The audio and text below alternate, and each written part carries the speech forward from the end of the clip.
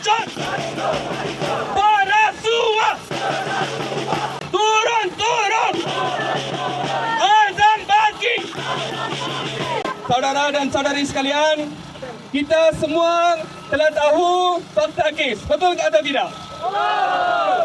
Jadi saya tak mau ulang banyak perkara. Tapi saudara dan saudari sekalian, kita harus ingat, selagi sistem yang sedia ada hari ini ada, kita akan dapat banyak lagi azam bagi.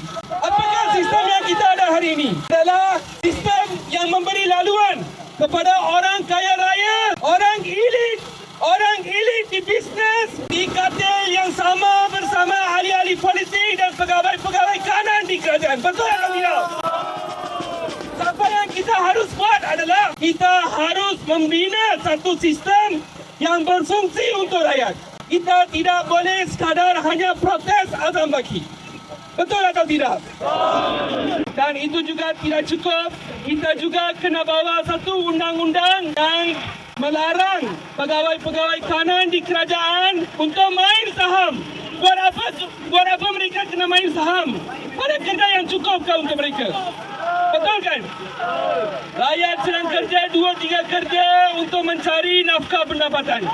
Ada juga orang miskin yang terpaksa curi di kedai untuk anak mereka.